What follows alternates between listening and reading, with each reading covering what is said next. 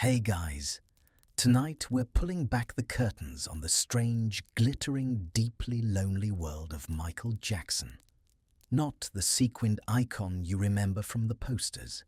The real man, lying awake at 3 a.m. in a darkened bedroom. Mannequins standing quietly in the corners like friends who never leave.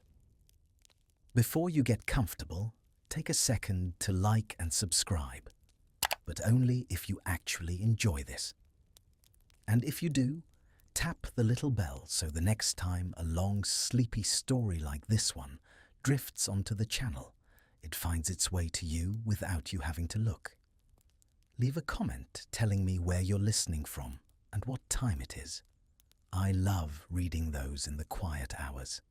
Now, dim those lights, switch on a fan, pull your blanket up, get comfortable. Let the phone fall face down. Soften your shoulders. Breathe in for 4. Hold for 4 and exhale for 6. No sudden noises are coming. No music spikes. Just my voice, slowly fading as you drift. Tonight's story is long, more than 2 hours, so there's no need to hold on to every word. If you fall asleep before we ever leave Gary, Indiana, that's genuinely the point. Because where we're going is a very long way indeed. From a small white house on Jackson Street, all the way to a bedroom in Holmby Hills. Let's pause for a second. Have you ever wondered what it would really feel like to be him?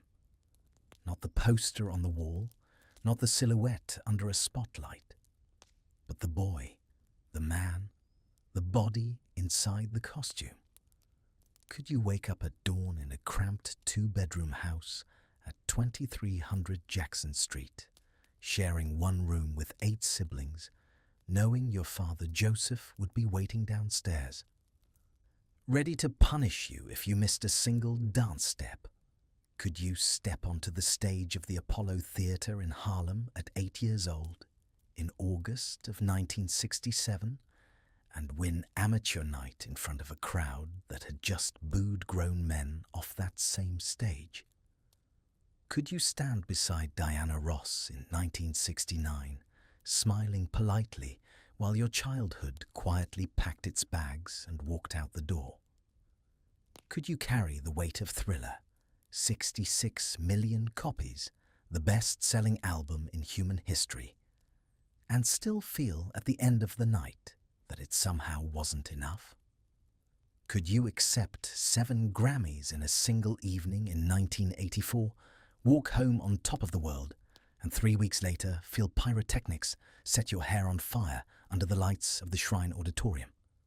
Could you sleep alone in a 2,700-acre ranch with a zoo, a carousel, and a steam train named Catherine after your mother, and still feel lonely enough to build a bedroom full of mannequins? Could you face the 1993 allegations, the 2003 arrest, the 2005 trial in your pajamas, and then, 4 years later, agree to perform 50 sold-out shows on a body that had not truly rested in 40 years? And when none of that let you sleep, could you really let a doctor push surgical anesthetic into your arm every single night just to find a few hours of quiet? Tonight, we try to imagine it. Congratulations. You've just woken up in Gary, Indiana on a humid August evening in 1958. The air tastes faintly metallic, the way air does when you live downwind of a steel mill that never sleeps. Over the rooftops, the sky glows a soft, uneasy orange. That's U.S. Steel's Gary Works, burning coke ovens somewhere past the tree line. A freight train hums somewhere in the distance, long and low, like the town itself is breathing in its sleep. You're standing on a cracked sidewalk in front of a small white clapboard house at 2300 Jackson Street. It is barely bigger than a 2-car garage, and somehow, impossibly, 11 people live inside. From an open window, you can hear a baby crying. He was born this morning. August 29th. Good luck. Let's step gently through that open window and into the house. The first thing that hits you is the scale of it, or rather, the lack of scale. 672 square feet, 2 bedrooms, 1 bathroom, a living room barely big enough to swing a guitar in, which, as we'll see, is exactly what people will be doing in it very soon. The kitchen smells of fried cornmeal and a little bit of bleach, the way kitchens smell when someone is really trying to keep a small house clean against the odds. And there are odds. The odds, in this case, are 9 children and 2 exhausted adults, sharing a space smaller than most modern studio apartments. Let's meet the parents. Joseph Walter Jackson was born in 1928 in Fountain Hill, Arkansas, the son of a schoolteacher named Samuel and a woman named Crystal Lee King.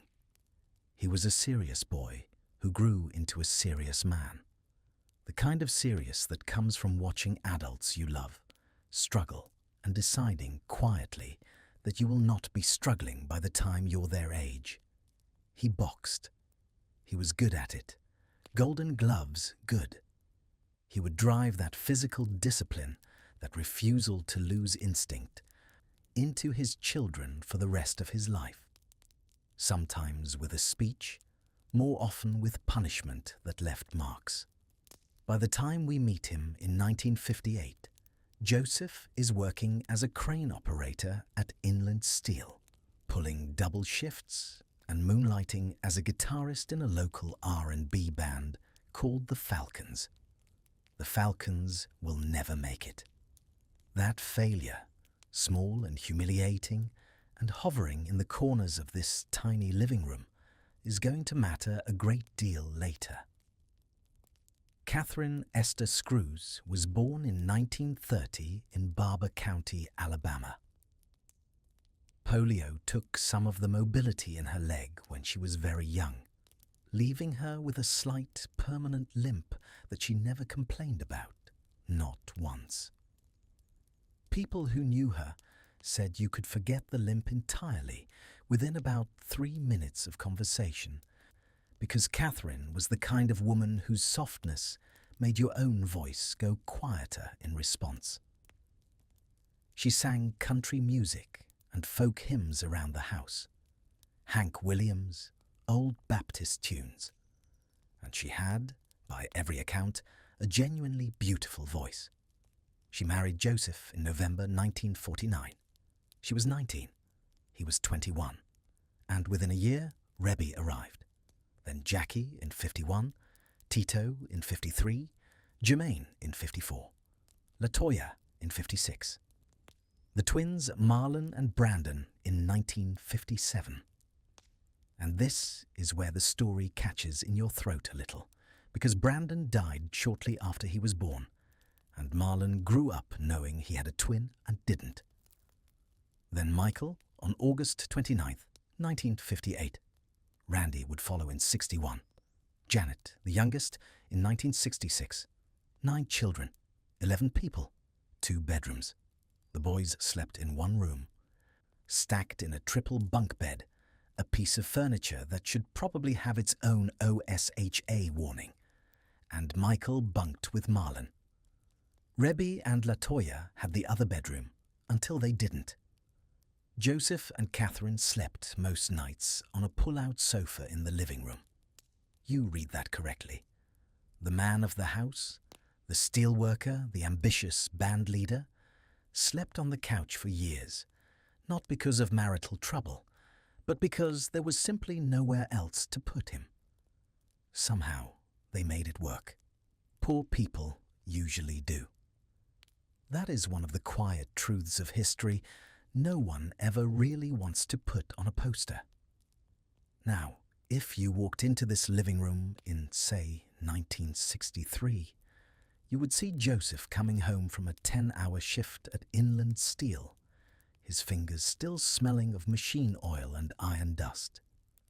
And instead of collapsing into a chair like any sane human, you would see him settle into the armchair and call his sons into the room.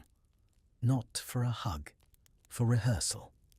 Tito, quiet, sturdy, the middle boy, had been secretly playing Joseph's guitar when nobody was looking. The guitar was a red Gibson that Joseph kept very specifically in a closet that very specifically nobody was allowed to touch. One day, inevitably, Tito broke a string. Inevitably, Joseph found out. The punishment that followed was severe, the kind that, if it happened today, would not go unreported. And then, with the boy still in tears, Joseph handed him the guitar and said, "Play." Tito played. And Joseph, somewhere beneath all that fury and failed ambition, realized that his children could actually sing.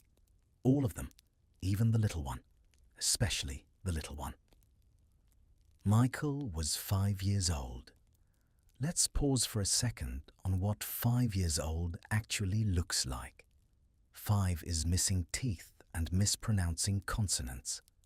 5 is the age at which most children are drawing family portraits with 6 fingers per hand.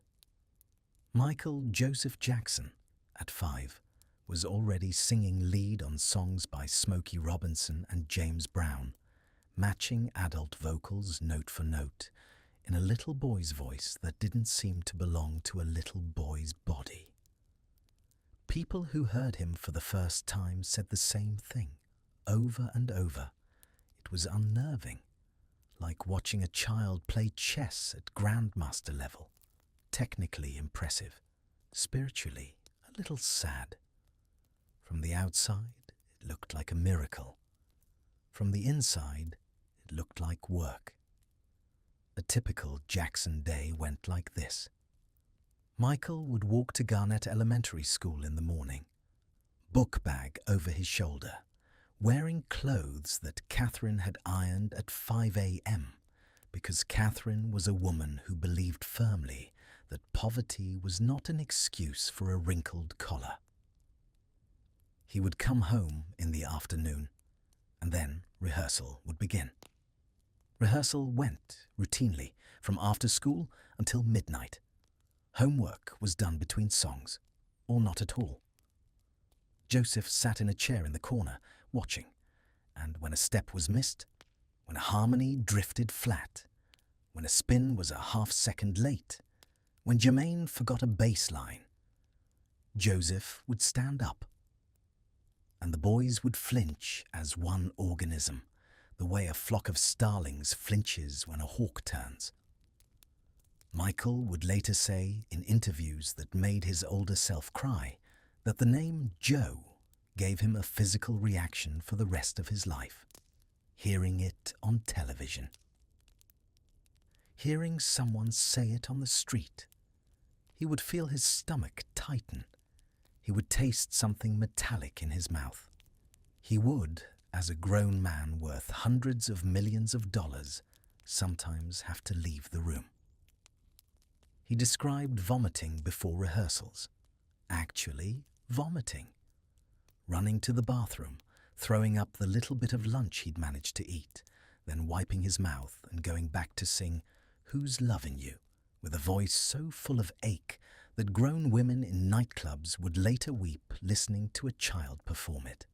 This is, I think, one of the great quiet contradictions of Michael Jackson's life, and it starts right here on Jackson Street.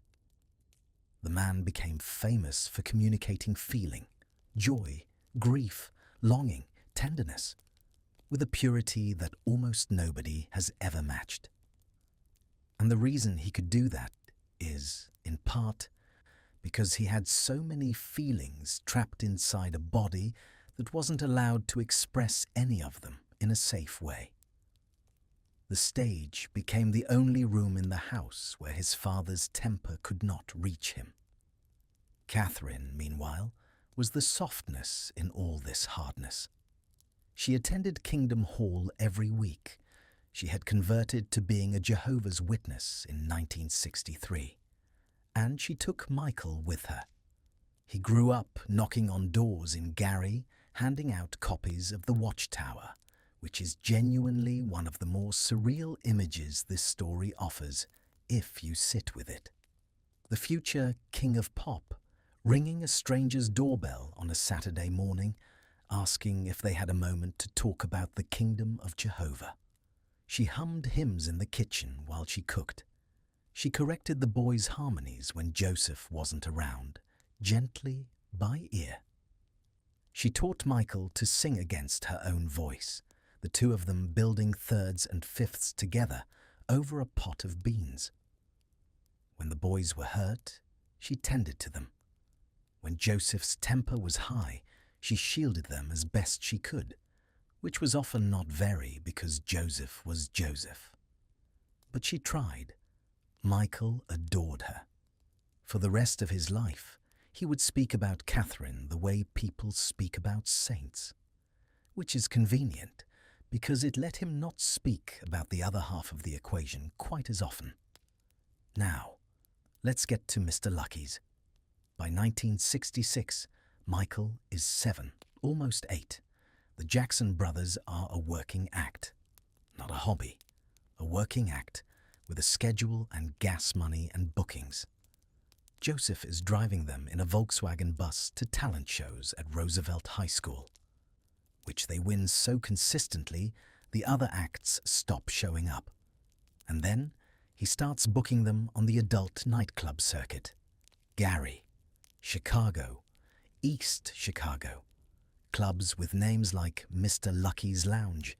The Jackson brothers, in matching outfits Catherine had sewn herself, would go on at 11 p.m., performing for crowds that were never meant for children. Let that settle for a moment. A 7-year-old boy in a sequined vest, performing in rooms designed entirely for grown-ups, long past any reasonable bedtime, in venues where children had no business being. People threw coins on stage. Michael would later say that he saw things backstage that no child should have seen, things he could not make sense of at the time. He filed them away somewhere deep where they sat, permanently, catalogued, but not understood. The morale of this part of the story is not that Joseph was a monster, though he was often monstrous. The moral is that Joseph was a man who had grown up poor in the Jim Crow South, had lost his own dreams to the realities of factory work, and had looked at his sons and made a decision that would sound familiar to millions of working-class fathers across American history. I will drive them as hard as it takes for them to escape what I could not escape. He was not wrong about the escape. He was catastrophically wrong about the driving. And Michael, this is the part that will break your heart if you let it. Michael understood, not as a child maybe, but as an adult. He would say over and over that he forgave his father, that he knew Joseph had been doing what he thought he had to do, that without Joseph, there would have been no Jackson 5, no Motown, no Thriller, no Neverland. He would say it with love in his voice, and then sometimes, mid-sentence, he would start to cry and not be able to explain why.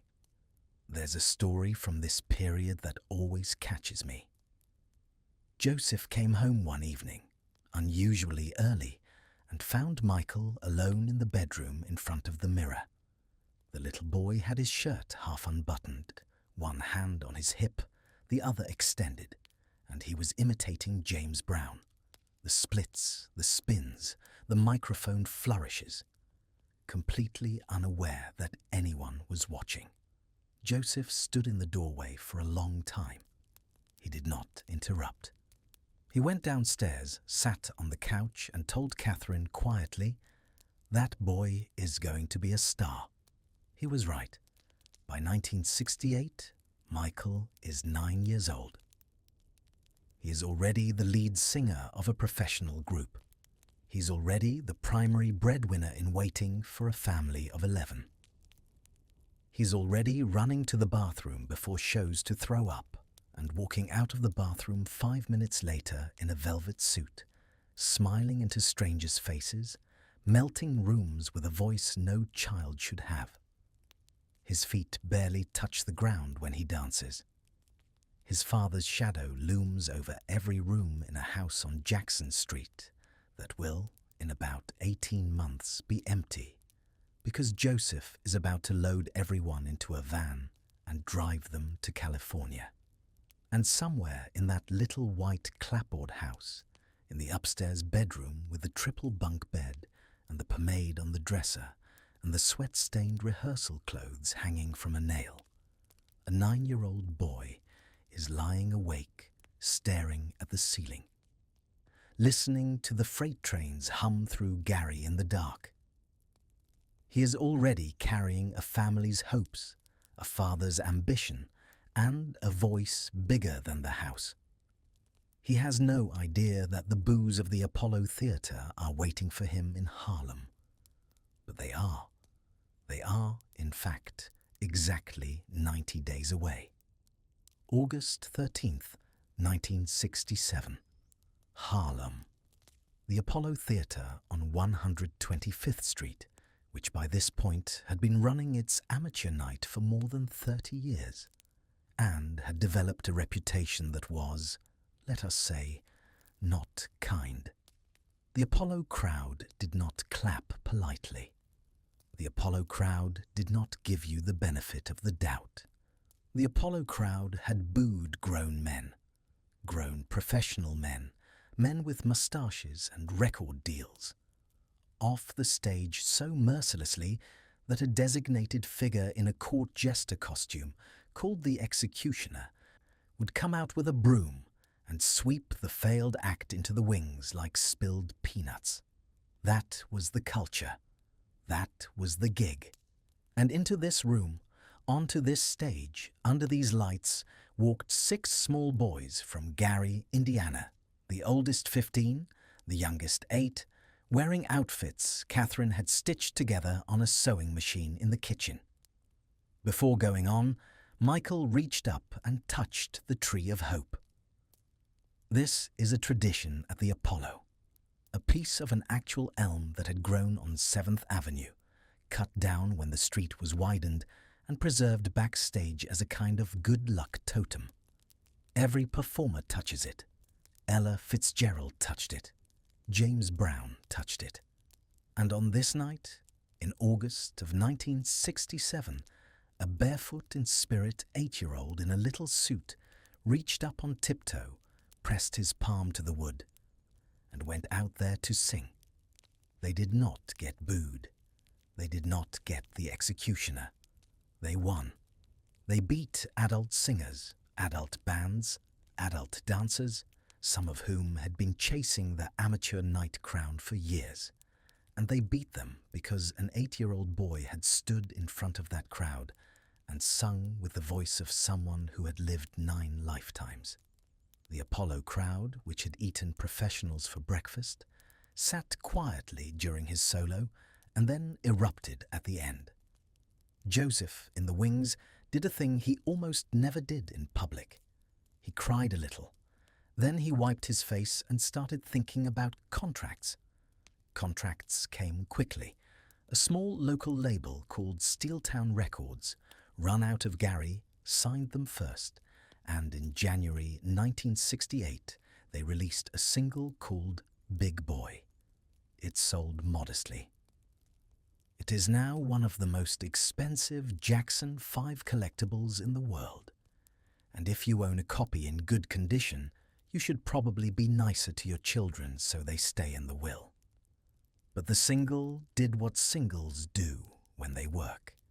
It got them on local radio, got them attention, got them in front of the right people. And the right people, in late 1967 and 1968, were touring through the Midwest on the Chitlin circuit.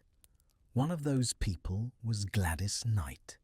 She saw them open for her and the Pips and immediately called Motown and said, "You need to sign these boys." Motown very politely ignored her. Then Bobby Taylor, of Bobby Taylor and the Vancouvers, a Motown act in his own right, saw them and called Motown and said, "No, seriously, you need to sign these boys." And this time, Motown picked up the phone. The audition happened on July 23rd, 1968, at Motown's headquarters in Detroit. Berry Gordy Jr., the founder, the emperor, the man who had built Motown out of a house on West Grand Boulevard called Hitsville, USA, was not actually in the room. He was on vacation. But he had arranged for the audition to be filmed, and he watched it back on a projector in his California home.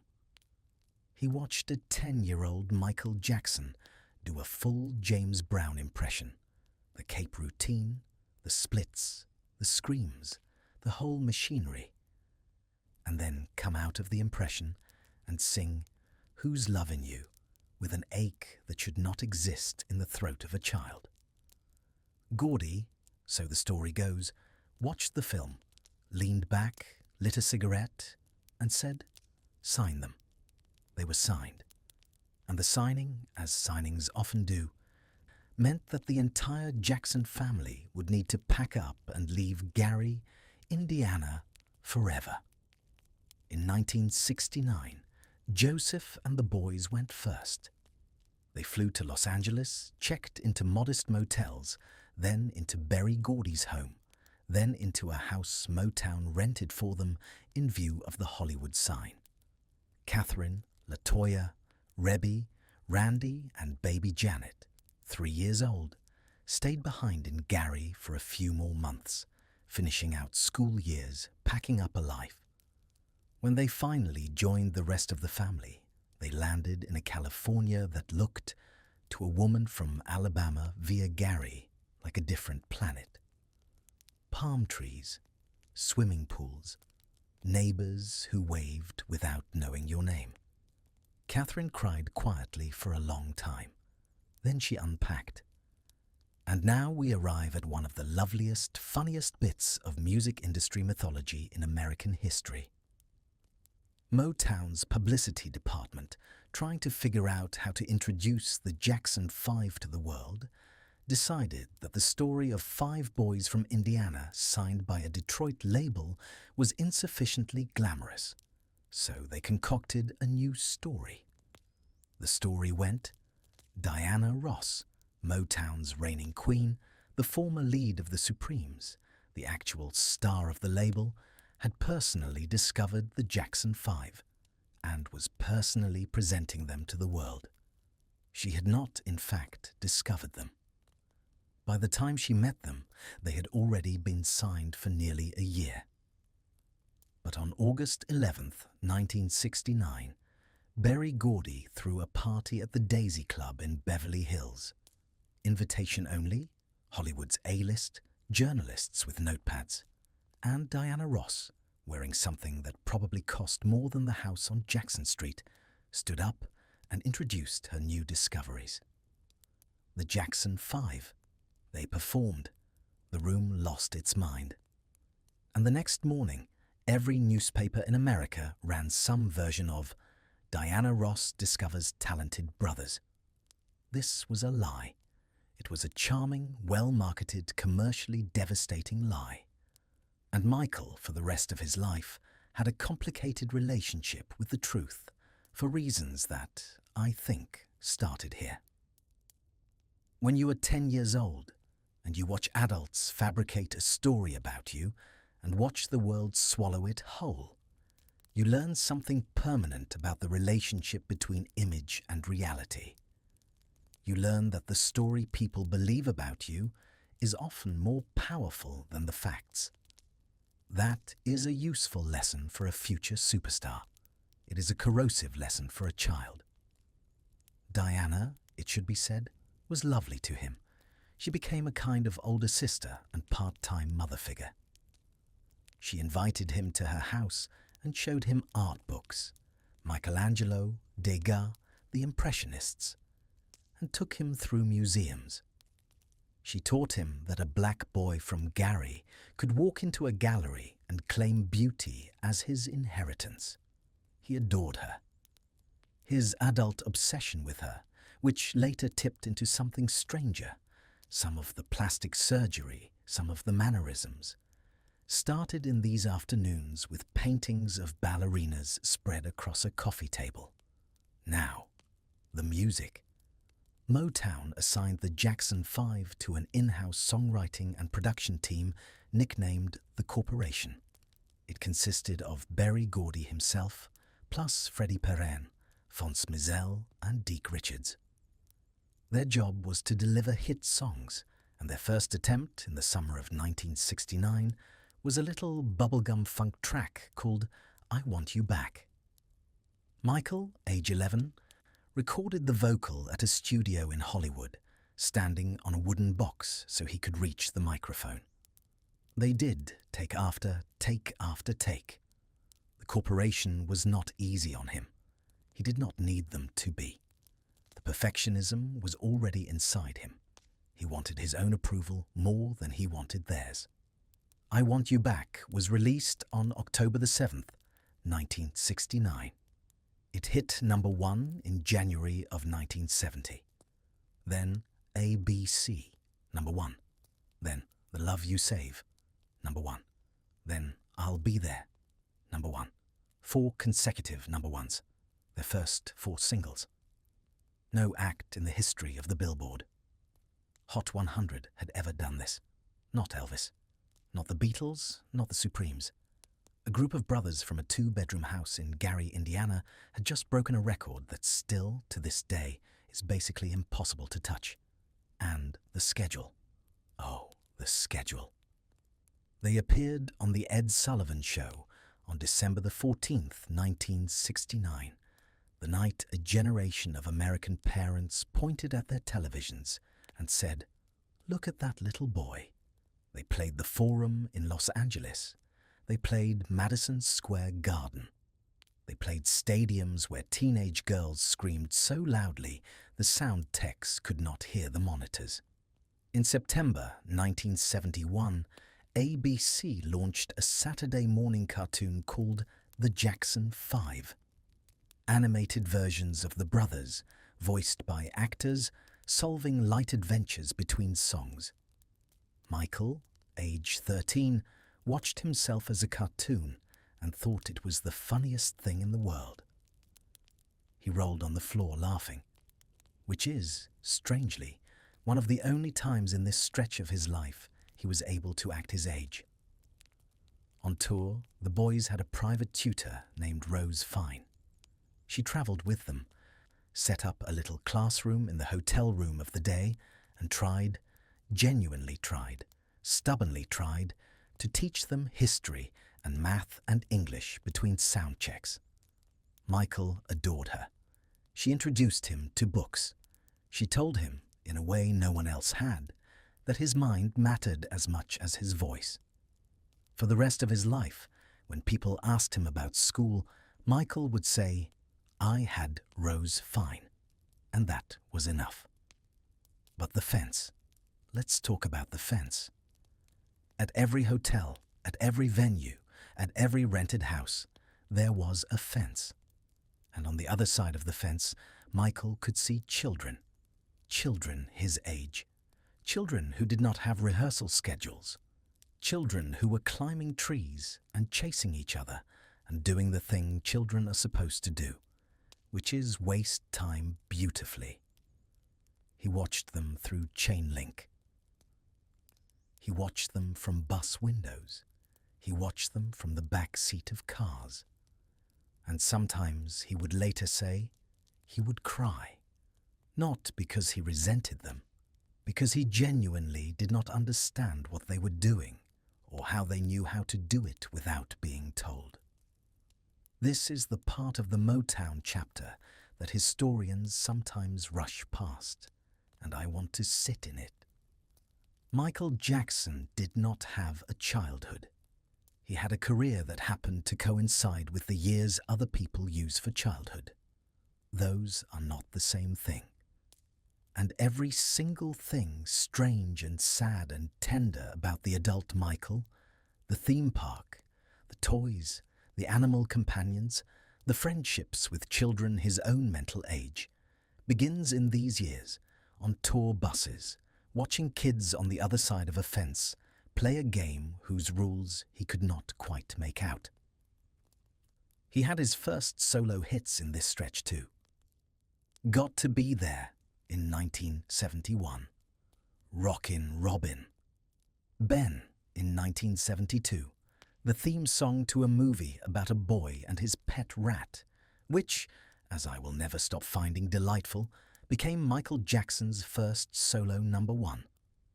A love song to a rat, sung by a 14-year-old.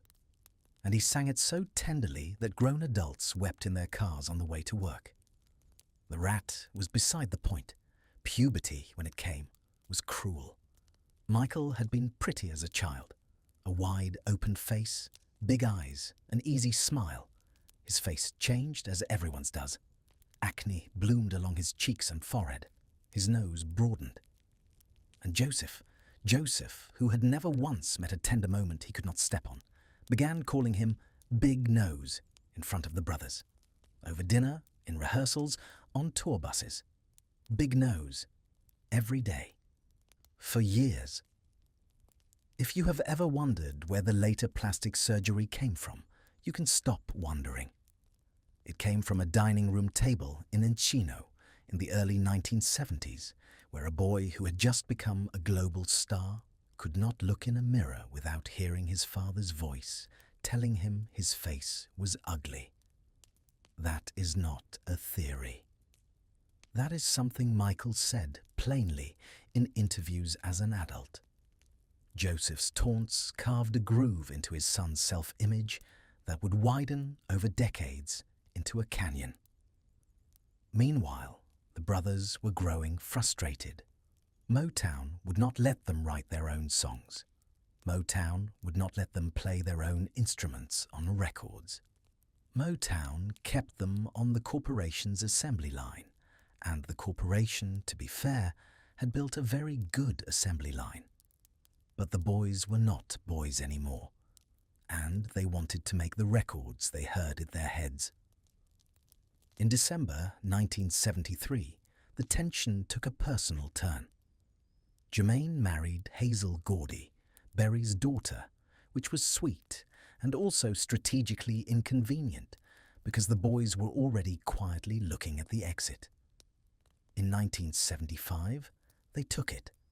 They signed with Epic Records, a CBS subsidiary, in a deal that gave them creative control they'd never had. Motown sued, kept the name Jackson 5, kept Jermaine, who stayed behind out of loyalty to his father-in-law. And so the brothers renamed themselves simply the Jacksons. Randy came in to replace Jermaine, and Michael, age 16, stood on the cusp of a new decade and a new label and a new life, with velvet jackets hanging in his closet and hotel room loneliness humming quietly in his chest, and a mirror he was beginning, slowly, to hate.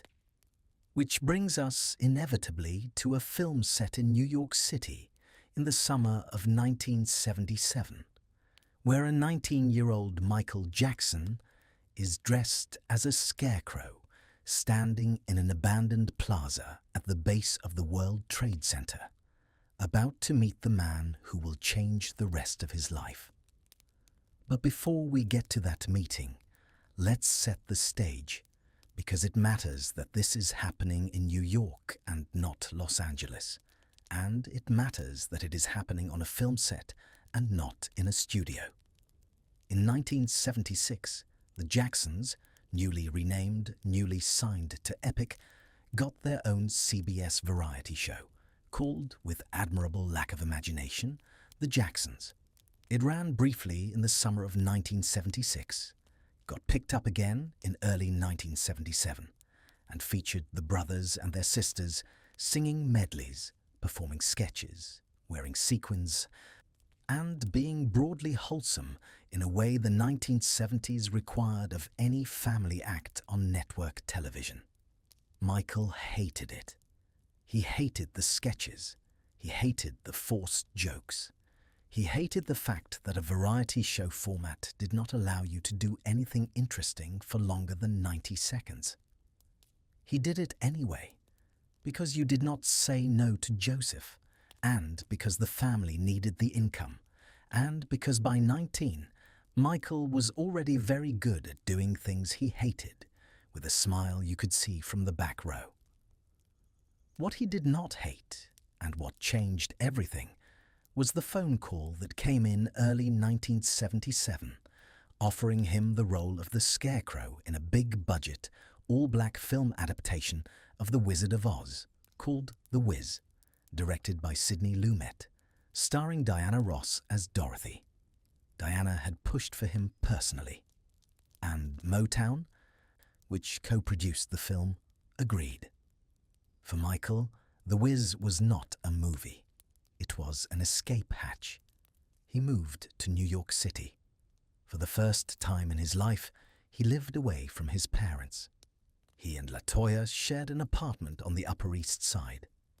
She played chaperone, which, knowing LaToya, involved a fair amount of looking the other way. And Michael, for maybe the first time ever, walked around a city without Joseph's shadow looming behind him. He discovered F.A.O. Schwartz. He discovered Central Park. He discovered that you could, if you wanted, order room service and eat it in your pajamas, and nobody would yell at you about a rehearsal. The Wiz shot through the summer and fall of 1977, much of it on location at the freshly built, almost spookily empty plaza at the base of the World Trade Center. If you have seen the film, and I would gently argue you should, you know the scene. Hundreds of costume dancers swarming the Emerald City, the Twin Towers rising behind them into a purple sky, Diana Ross in a silver sequined gown, and a very skinny teenager dressed as a straw-stuffed scarecrow, doing some of the best dancing of his young life while glued into prosthetic makeup that took 5 hours every morning to apply. The Scarecrow, by the way, kept quotes pinned to his chest, folded bits of paper with aphorisms on them. The prop department had supplied generic ones. Michael replaced them, one by one, with real quotes from real philosophers. He read them between takes. That detail is very Michael, and I think about it often. The movie itself, when it came out, flopped. Not at the box office. It did okay. But critically and culturally, it did not land. That does not matter for our purposes. What matters is the man sitting at the piano on set, supervising the music, Quincy Jones. Quincy was already a legend. He had worked with Frank Sinatra, Ella Fitzgerald, Ray Charles, Count Basie. He had scored films. He had produced jazz records and pop records and everything in between. He was 44 years old on the day Michael, 19, walked up to him during a break in filming and, quietly, asked him something. Michael was about to make his first solo album for Epic Records, and Epic had given him a list of producers to consider. Michael asked Quincy, politely, if he could recommend anyone from the list. Quincy looked at him for a long moment and said, "Why don't I do it?" Michael later described his internal reaction as trying not to faint. Outwardly, he said, very calmly, "Okay." They agreed to make a record together. And in late 1978, after The Wiz wrapped and Michael moved home to Encino, they went into the studio. The sessions took place, mostly, at Alan Zent's recording and Westlake Studios in Los Angeles, through the winter and spring of 1978 into 1979. Quincy brought with him a collection of songs, a collection of musicians, and a British Caribbean songwriter named Rod Temperton, who had been in a funk band called Heatwave, and who arrived at the airport with 3 cassette demos stuck in his coat pocket. Those 3 demos became Rock With You, the title track Off the Wall, and Burn This Disco Out. Paul McCartney sent over a song called Girlfriend that he had originally written with Michael in mind, hoping he'd cut it. Stevie Wonder contributed I Can't Help It, and Michael himself, working alone in his little home studio at Havenhurst, demoed a song he had written entirely on his own. A looping, pulsing, four-on-the-floor thing called Don't Stop Till You Get Enough. He presented it to Quincy with his hand shaking. He sang the demo through a closet door because he was too shy to let Quincy watch him sing. Quincy, who had seen every kind of artist in every kind of room, walked out of that session and told his wife that they had something on their hands. Let's talk about what Michael was like in the studio, because it's important for understanding everything that comes later. He was a perfectionist in a way that bordered on the medical. He would record a vocal take 30, 40, 50 times. He would ask Bruce Swedian, Quincy's engineer, who was about to become the most important sound man in Michael's entire career, to print takes onto tape and then print them again, chasing a tiny microsecond of timing. He was polite. He was soft-spoken. He said please and thank you. And he was absolutely, unshakably immovable about what he wanted. He drank only apple juice. The whole session. No coffee, no alcohol, no soda. Apple juice, poured over ice, sipped through a straw. There is, to this day, a generation of session musicians in Los Angeles who associate the smell of apple juice with the memory of a skinny young man humming scratch vocals in a vocal booth at 1 in the morning. And those hiccups, those famous little gasps and yelps you hear throughout, Don't Stop Till You Get Enough. The who's, the he-he's, the tiny rhythmic exclamations Michael scattered across his vocal like pepper. Those were not improvisations. Or rather, they were improvisations the first time, and then he memorized them, because he had realized something nobody else had quite realized yet. He had realized that his voice could be percussion, that his breath could be part of the drum track, that the gap between a beat and a word was, itself, musical real estate. Nobody really sang that way before him. Everybody sings that way after him. While the album was being made, on a separate night in 1979, during a dance rehearsal, Michael tripped and landed on his face. He broke his nose. The surgeon who fixed it was a Beverly Hills doctor named Stephen Hofflin, and the rhinoplasty he performed in 1979 was the first of what would eventually become, depending on whose count you believe, somewhere between 6 and 15 surgeries on that same nose over the next 2 decades. Michael, looking in the mirror after the surgery, noticed that his nose was narrower. It pleased him. For the first time in years, he could look at his own face without hearing Joseph's voice whispering, "Big nose," in the back of his skull. The relief must have been immense. It was also, in hindsight, the beginning of something terrible. Because relief like that, when you are 20 years old and you have just spent a decade being mocked by your father at the dinner table, is the kind of relief that asks to be repeated. Off the Wall was released on August 10th, 1979. The cover was photographed by Steve Harwell on Hollywood Boulevard at night. Michael in a black tuxedo, one hand tucked into his pocket, the other held loosely at his side. Black pants hiked up a little to reveal a pair of luminous white socks over black shoes. He is smiling. He is relaxed. He looks, if we are being honest, like a young man who has finally figured out how to dress himself without anyone's permission. The album sold. My God, did it sell. 4 singles hit the top 10. Don't Stop Till You Get Enough, Rock With You, Off the Wall, and She's Out of My Life. Michael was the first solo artist in Billboard history to pull 4 top 10 singles from a single album. The record eventually sold over 20 million copies worldwide. Critics who had condescended to him for years as that cute kid from the Jackson 5 suddenly had to reckon with the fact that he had made a grown, sophisticated, unmistakably original pop record. And then came the 1980 Grammy Awards. Off the Wall was nominated for 1 Grammy, Best Male R and B Vocal Performance. He won 1 award. That's it.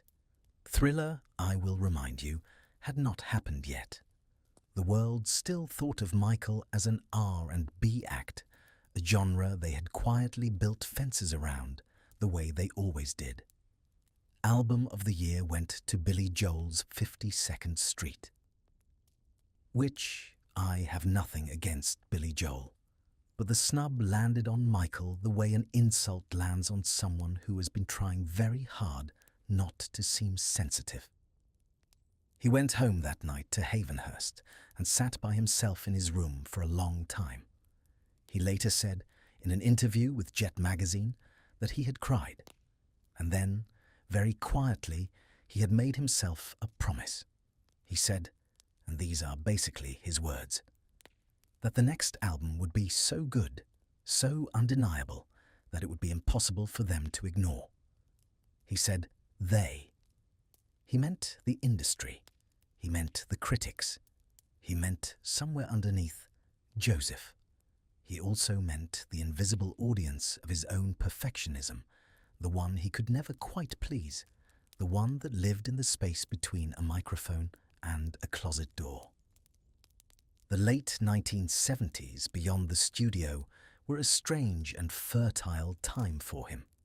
In 1971, the family had bought a property at 4641 Havenhurst Avenue in Encino, a sprawling ranch-style compound that Joseph and Catherine slowly turned into a little Jackson kingdom.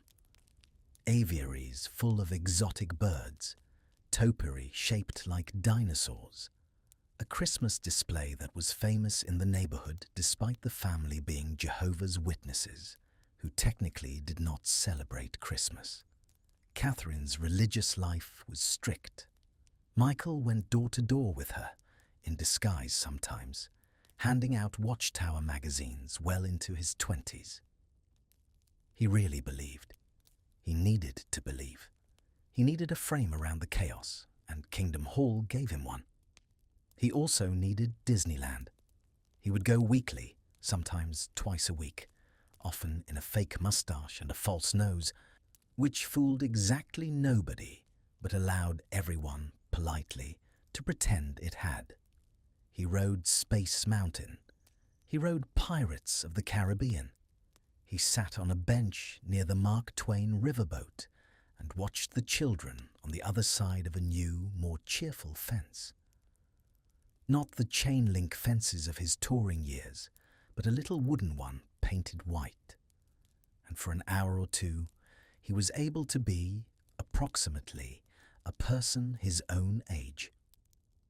Back home, he was also increasingly unhappy about the fact that Joseph still managed the family's finances. Joseph still took his cut. Joseph still treated Michael, the biggest solo act in the family, like a Jackson brother first and an artist second. The cracks were starting to show. Michael did not yet have the nerve to fire his own father, but he was starting, quietly, to count the days. And in the studio, late at night, pressed against the glass of a vocal booth at Westlake, sipping apple juice and listening to Quincy Jones murmur notes into the talkback microphone, he was already thinking about what would come next. He had made the best record of his young life, and the world had given him 1 Grammy, and he had gone home and made himself a promise. The promise was called Thriller. The sessions for Thriller began in April of 1982, again at Westlake Studios in Los Angeles, again with Quincy Jones producing, again with Bruce Swedian at the console. The core team was the same. The apple juice was still in the fridge. The closet door was still occasionally being sung through.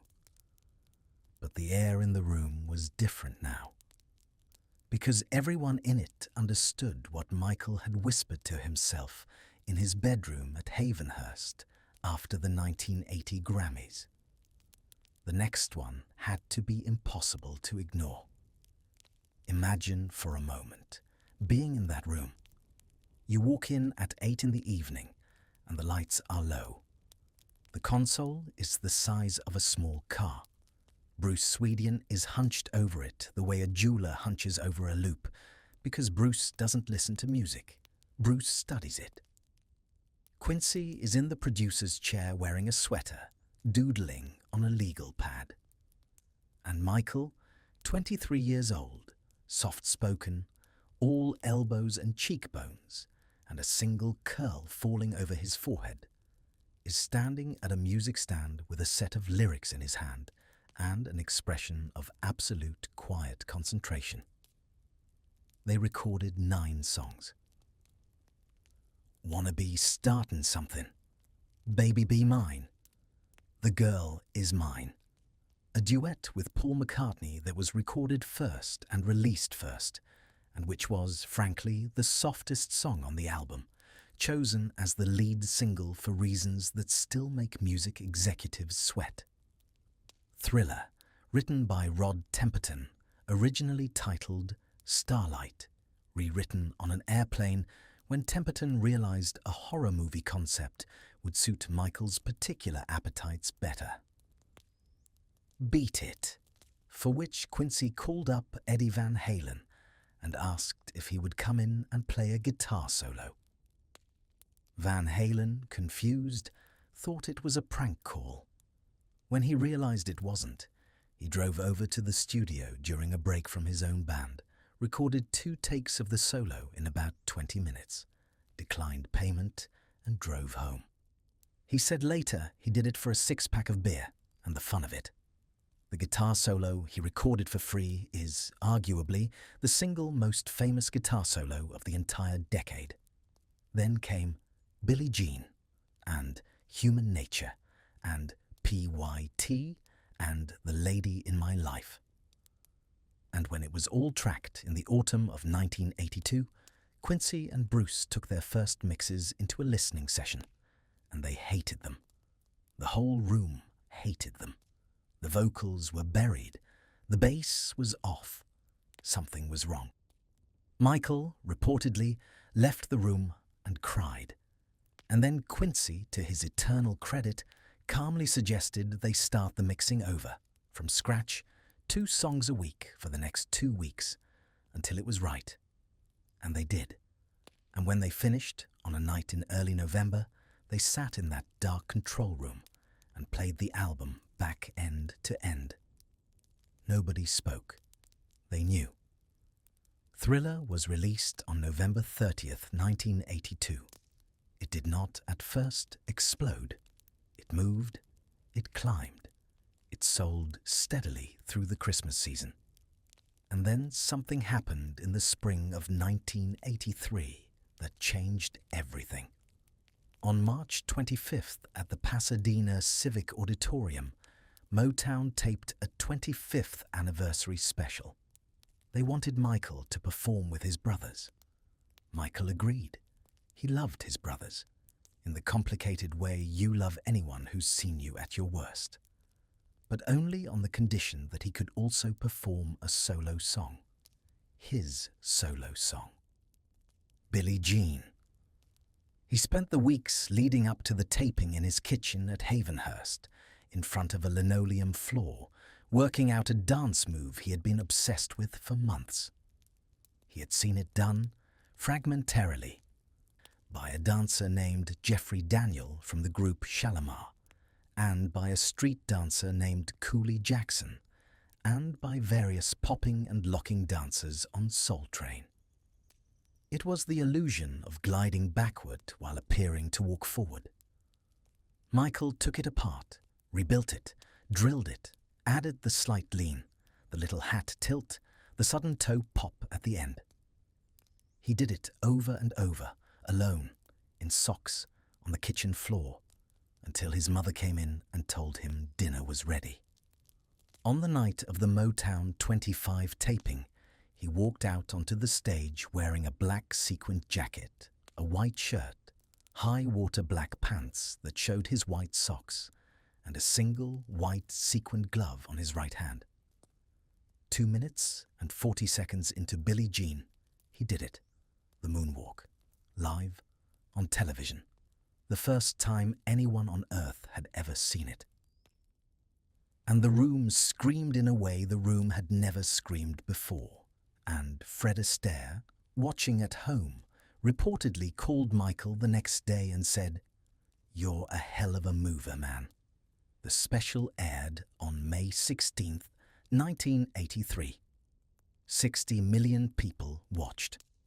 By the following week, Thriller was selling 1 million copies every 7 days. Now comes the video, or rather, the videos.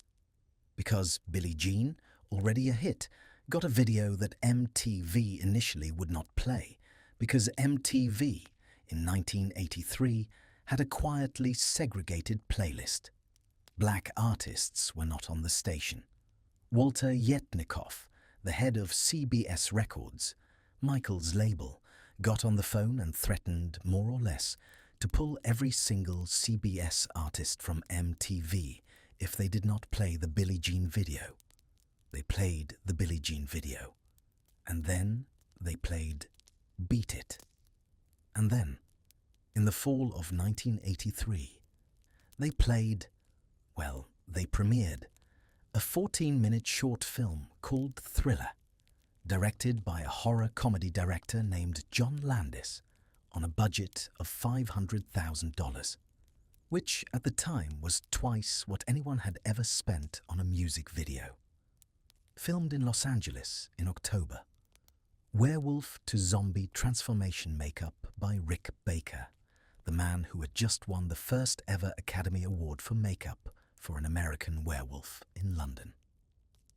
A spoken word rap at the end by Vincent Price, the horror legend who recorded his part in 2 takes in about an hour, took his check and went home to garden. The Thriller video, when it finally premiered on MTV on December 2nd, 1983, did something no music video had done before. It made people sit down.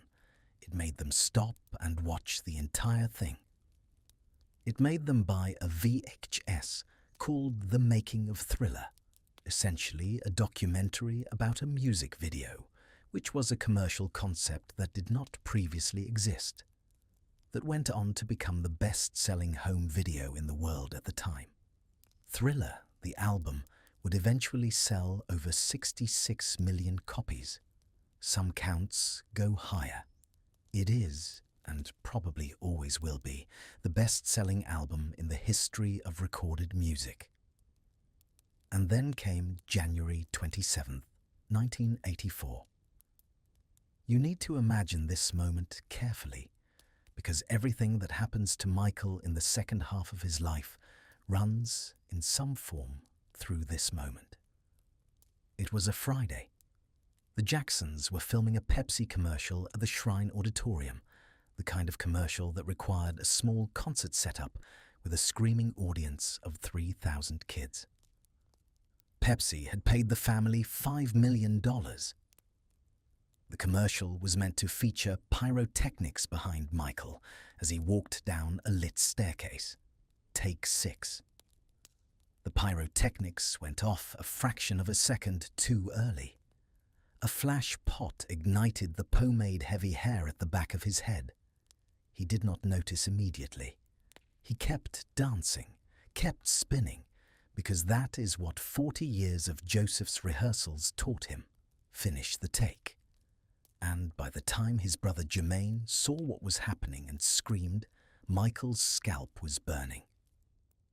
He was rushed off stage, doused, wrapped in a jacket. The footage of him being carried out on a stretcher hand raised in a small wave to the crowd, is one of the most surreal images in the history of American celebrity. Second and third-degree burns covered a patch of his scalp the size of an adult hand. He was taken to Brotman Medical Center in Culver City, and this is the moment the pill bottles arrive. Painkillers first, stronger ones soon after. For the pain, which was genuine, for the reconstructive scalp surgeries that followed, which were also genuine, and then, gradually, for the anxiety, for the insomnia, for the long shaking nights when the lights went out at Havenhurst, and the pain in his head travelled somehow down into his chest. Nobody at that moment thought, a quarter century from now, that a doctor will administer a surgical anesthetic in this man's bedroom every night until it kills him. But the road to that room begins in this room. Remember that. He didn't cancel anything. He kept working. 1 month later, on February 28, 1984, he walked into the Grammy Awards at the Shrine Auditorium, the same building where his hair had caught fire, wearing a sequined military jacket, dark sunglasses, and that single white glove. He won 8 Grammys that night, including Album of the Year. A record. He brought, as his dates, the actress Brooke Shields on one arm and the child actor Emmanuel Lewis from the sitcom Webster on the other. At one point, during an acceptance speech, he took off the sunglasses because, he said, Katharine Hepburn had told him to. She wanted to see his eyes. The crowd laughed. The crowd adored him. He was, on that night, the most famous person on the entire planet. That summer, against his own better judgment, he joined his brothers on the Victory Tour. 55 stadium shows across North America. He did not want to do it. He did it because Joseph and Catherine asked him to, and because his brothers needed the money, and because he still, at 25, could not quite refuse his father. He donated every penny of his own earnings, around $5 million, to charity. And then, when the last show ended in Los Angeles on December 9th, 1984, he announced on stage that this was the last time he would ever perform with the Jackson 5. His brothers found out he had quit the family band at the same moment the audience did. It was not, by any measure, a graceful exit. In the middle of all this, on May 14th, 1984, he went to the White House and accepted a presidential award from Ronald Reagan for his contribution to a public service campaign about drunk driving. He wore the sequined jacket. He wore the glove. Nancy Reagan tried not to stare. In the official photograph, he stands beside the President of the United States in a sort of military costume, and the President of the United States looks, to be honest, like he is not entirely sure what year it is. It is one of the strangest photographs of the Cold War. Let me tell you what was happening inside of him during all of this. The fame had become a pressure system. He could not go to a record store. He could not go to a movie theater. He could not walk through an airport. He began wearing disguises. A fake mustache, a fedora, sometimes a rubber prosthetic nose over his actual nose, which had by then already been narrowed again. He spent more and more of his free hours at Disneyland, sometimes booking it after hours for himself and a handful of friends. He began, around this time, to seek out the company of children, not in a romantic way, in his telling, but in a refugee way, because children did not ask him for autographs, did not want his money, did not want a piece of his soul. He made friends with Emmanuel Lewis, with the young actress Tatum O'Neal, with Brooke Shields. He said in interviews that he felt like a child himself. He said he had never had a childhood. He said it so often that the world, at first, took it as charming.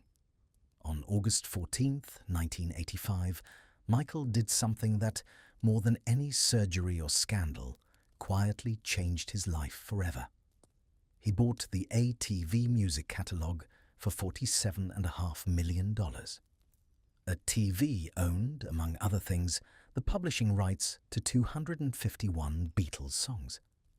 He had been advised to bid by a Beatles fan who happened to be his friend, Paul McCartney. Paul had wanted to buy the catalogue himself, but had not moved fast enough, and had casually mentioned the music publishing business to Michael as an investment opportunity. Michael quietly outbid him. Paul found out from the news. Their friendship, which had produced The Girl Is Mine and Say, Say, Say, and a dozen warm afternoons at Paul's house in England, never really recovered. Michael later insisted it was just business. Paul, to his credit, eventually forgave him.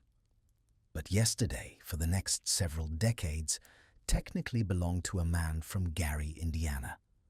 And earlier that same year, on the night of January 28, 1985, Michael had stood in A&M Studios in Hollywood, having co-written with Lionel Richie and produced with Quincy a song called We Are the World, intended to raise money for famine relief in Ethiopia. 45 of the biggest recording artists in America walked in through the door that night. Bruce Springsteen, Stevie Wonder, Ray Charles, Cyndi Lauper, Diana Ross, Bob Dylan, Tina Turner, Willie Nelson. And on the door, in Michael's handwriting, was a small sign that Quincy had helped compose. It said, "Check your ego at the door." They did. They sang. The record raised, over time, more than $60 million. By the end of 1985, Michael Jackson was, by almost any measurable metric, the most successful entertainer who had ever lived. He was also, underneath all of it, a 27-year-old man who could not go outside without a disguise, who could not sleep without a pill, who had a scalp scar he would hide for the rest of his life, and who was about to spend $47.5 million of his own money on a very large, very quiet piece of land in Santa Barbara County. Because what he genuinely wanted, more than any Grammy, more than any stadium, was a gate, a tall one, with a lock. Neverland was about to be born. But before the gate could close behind him, there was an album to finish, a very specific album. An album that had to be bigger than Thriller, because Michael had written it down on a mirror in his bathroom, in his own handwriting, as a goal. 100 million copies. He told Quincy. He told Frank Dillio, his new manager. He told anyone who would listen quietly, the way he told himself most things. 100 million. Do you understand how impossible that number was? Thriller had not yet sold 100 million. Nothing had ever sold 100 million. Saying it out loud was the kind of ambition that could either build a career or crack a person in half. And, with Michael, genuinely, it did both at once. The sessions for Bad began in earnest in 1985 and stretched through most of 1986 and into 1987, back at Westlake Studios, back with Quincy Jones producing, back with Bruce Swedian at the console. But the air in the room was different now. Michael had ideas of his own. He wanted to write most of the songs himself, and he did. 9 of the 11 tracks on the final album carry his name as sole writer. Quincy fought him on tempo, on lyrics, on the title. Michael dug in. They argued about whether bad was too aggressive a word. They argued about whether the planned duet with Prince would happen. Prince walked into a meeting, looked at the demo. said something along the lines of, "This song is going to be a hit without me," and walked back out, which is possibly the most Prince sentence ever uttered. Bad was released on August 31st, 1987. And it did something no album had ever done. 5 singles from a single album went to #1 on the Billboard Hot 100. I Just Can't Stop Loving You, Bad, The Way You Make Me Feel, Man in the Mirror, Dirty Diana, a record that stood essentially alone for decades. It did not hit 100 million. It hit something like 35, which for a normal human being would be the definition of success, and for Michael was a quiet, private disappointment. He filed it away. He kept moving.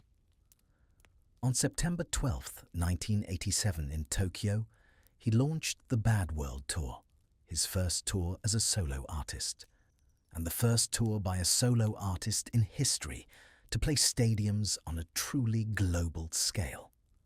123 concerts, 15 countries, 4.5 million people in the seats. He played Wembley 7 nights in a row with Princess Diana and Prince Charles in the royal box on the second night, which is the kind of detail you would not believe if it weren't photographed. The tour ended on January 27th, 1989, exactly 5 years to the day after the Pepsi fire, which is the sort of coincidence Michael himself probably noticed and kept in a drawer somewhere. But something else was happening during those tour years, something you could see in every photograph if you laid them out side by side. His skin was lightening, visibly, patch by patch. His face was changing shape. A second rhinoplasty, a third, a fourth, a cleft added to his chin in 1986, cheekbones that seemed to sharpen every tour cycle. The tabloids had a field day. The jokes were relentless. And what the tabloids did not know, and what Michael would not tell the world until his February 10th, 1993 interview with Oprah in the living room at Neverland, was that he had vitiligo, a real autoimmune condition in which the body's own cells destroy the melanocytes that produce skin color. His dermatologist, the notorious Dr. Arnold Klein, had diagnosed it in the mid-1980s. Michael also had discoid lupus, which affected his scalp and face.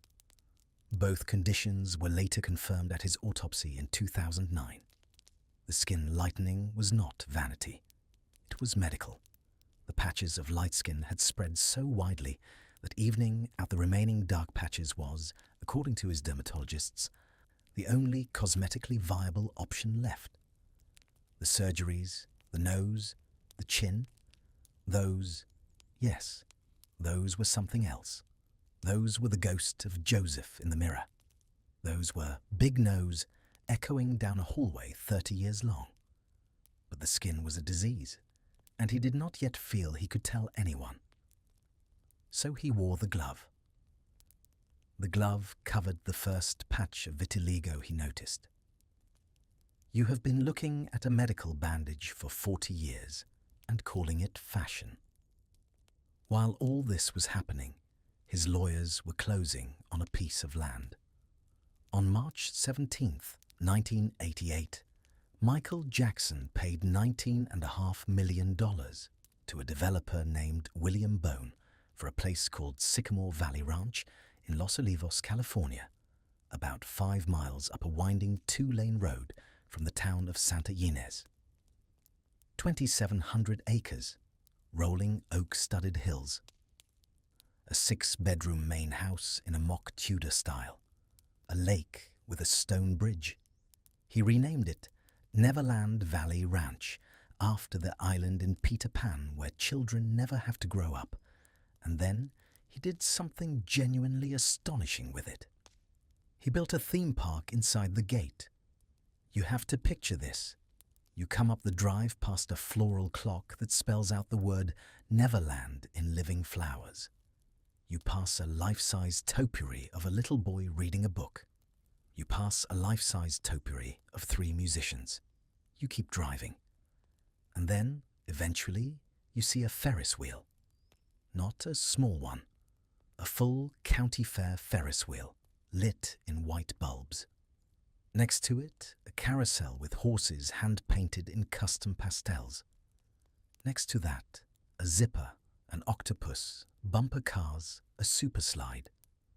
A steam train running on a loop of track through the property. Pulling a small red passenger car, the locomotive officially named Catherine after his mother. A 50-seat movie theatre with, along one wall, proper hospital beds.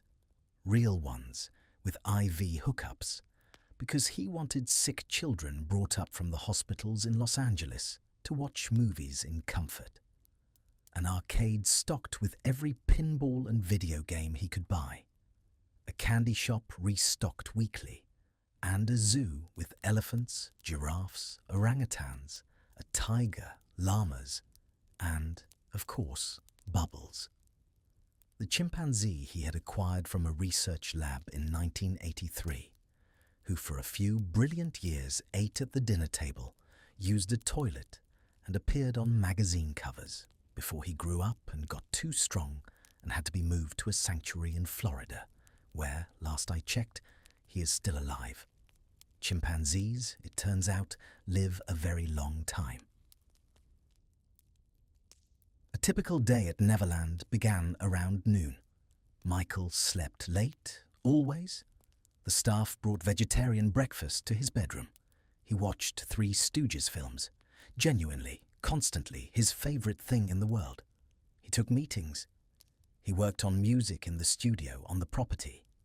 In the afternoons, if children were visiting, and children were often visiting, buses of them from schools and hospitals, he led them through the park personally, handing out ice cream, riding the rides with them, laughing in a way he did not laugh anywhere else on Earth.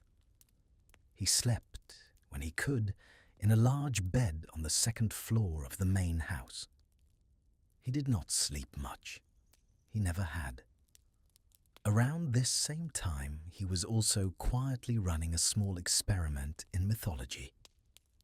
In September 1986, the National Enquirer ran a photograph of Michael lying inside a glass hyperbaric oxygen chamber, captioned with the suggestion that he was sleeping in it to live to be 150. Michael had, in fact, posed for that photograph himself. He had asked his publicist at the time to plant it. Around the same time, he made inquiries about buying the skeletal remains of Joseph Merrick, the so-called Elephant Man, from the London Hospital Medical College. The London Hospital politely declined, because of course they did. These stories got leaked too, probably by him. He thought, genuinely, that a little mystery would help his image. He had read about P.T. Barnum and taken notes. What he did not realize, and what Frank DeLeo kept trying to tell him, was that the tabloids do not generate mystery. They generate punchlines. Within a year, he was Wacko Jacko on the cover of every grocery store magazine in the Western world, a nickname he despised for the rest of his life, planted by a mythology he had helped create himself. It is the kind of tragicomic feedback loop that only happens to people who have been famous since they could count. In 1988, he published an autobiography called Moonwalk, edited by, and this is not a sentence I thought I would ever write, Jacqueline Kennedy Onassis, who was working as an editor at Doubleday and who called him personally to acquire the book. She visited him at Havenhurst. They became friends. He adored her. The book sold over 200,000 copies in its first week, which, for a memoir by a man who revealed almost nothing about his inner life, is its own small miracle. He also released, that same year, a film called Moonwalker, a kind of feature-length music video/fantasy that did not quite make sense narratively, and which, if you were a child in 1988, you watched on VHS approximately 400 times without caring. By 1991, Quincy Jones was out. Not angrily. Michael loved Quincy, and Quincy loved Michael. But Michael wanted to work with the sound of the new decade, and that sound had a name: New Jack Swing. He brought in Teddy Riley, the young producer who had invented the genre, and together, with some help from Bill Bottrell and a few others, they made Dangerous, released November 14th, 1991. The sound was harder, tighter, more urban. The themes were darker, more paranoid, more political. Black or White premiered that same night on Fox, BET, and MTV simultaneously, reaching an estimated 500 million viewers worldwide, the largest audience in the history of music video, and ending with a 4-minute panther sequence in which Michael, alone on a city street at night, smashed a car windshield and grabbed his crotch in what the network cut after the first airing for being too provocative. He restored it later. It was, in retrospect, a window into a man's interior rage that the carefully engineered public image had never before allowed. He signed a new contract with Sony that same year, reportedly worth around $65 million, one of the largest recording deals in history. He launched the Dangerous World Tour on June 27th, 1992, in Munich, Germany, playing 69 concerts across the world. And on every single tour stop, he did something that almost no other artist of his stature did, and did it quietly. He visited an orphanage, a children's hospital, a home for sick kids. He handed out toys. He sat on beds. He stayed until the cameras left, and then stayed longer. He founded the Heal the World Foundation that same year to fund these visits, to ship medical supplies to war zones, to airlift children out of Sarajevo during the siege. The foundation eventually gave away tens of millions of dollars. You will not see most of this in the documentaries. The tabloids did not find it interesting. You would see him, sometimes, on Neverland's main lawn at dusk, the Ferris wheel coming on for the night, a small line of children holding cotton candy, and Michael in a red shirt, walking with them toward the carousel, as if none of the rest of his life had happened. As if there were no pills in the upstairs bedroom, no tabloids waiting at the gate, no father in a house 2 hours south who had never once said he was proud. It was, for a few genuinely golden years between 1988 and 1993, the closest thing to peace he had ever known. He had built himself the childhood he was never allowed to have. He had built it in concrete and steel and Ferris wheel bulbs.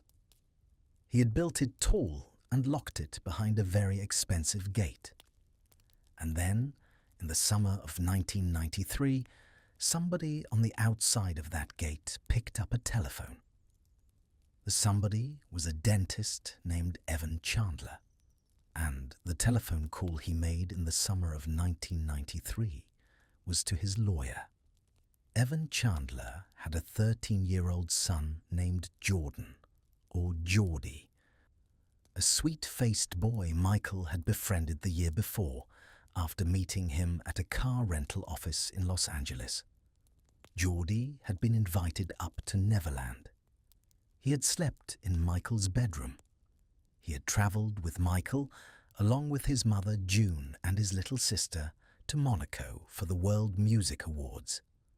And now, in the summer of 1993, Evan Chandler, who was divorced from June, who had a strained relationship with his son, and who had been trying, unsuccessfully, for months to get Michael to finance a screenplay he had written, had begun to suspect, or to insist, that something had happened between Michael and his boy.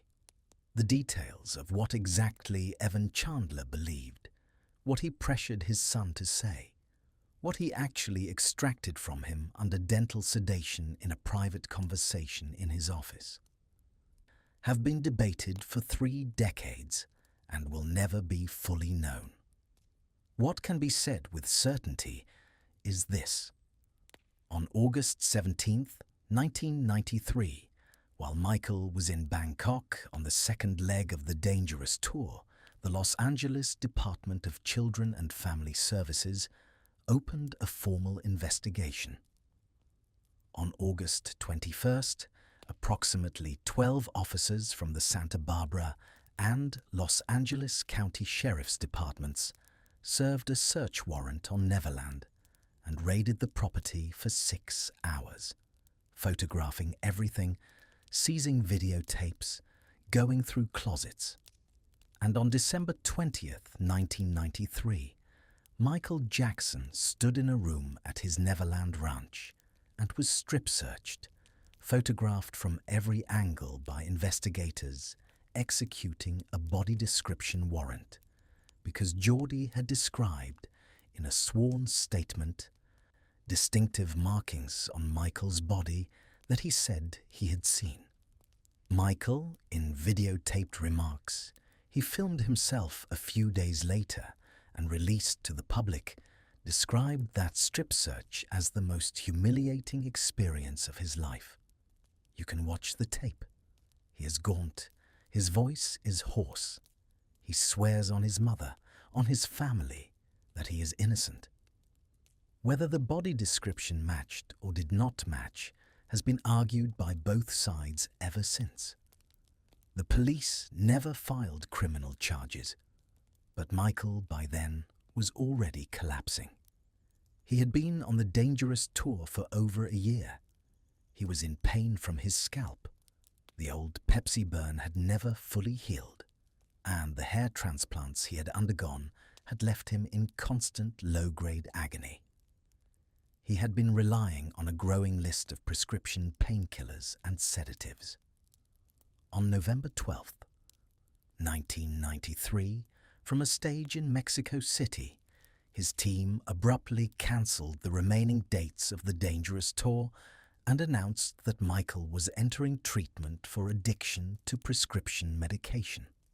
Elizabeth Taylor, his closest, strangest, most fiercely loyal friend, flew with her husband to meet him, wrapped him in her formidable arms, and physically escorted him onto a plane to London, where he checked into a private rehab facility. On January the 25th, 1994, Michael's insurance company, over Michael's legal team's protests, settled the civil suit filed by the Chandlers. The reported figure was approximately $23 million.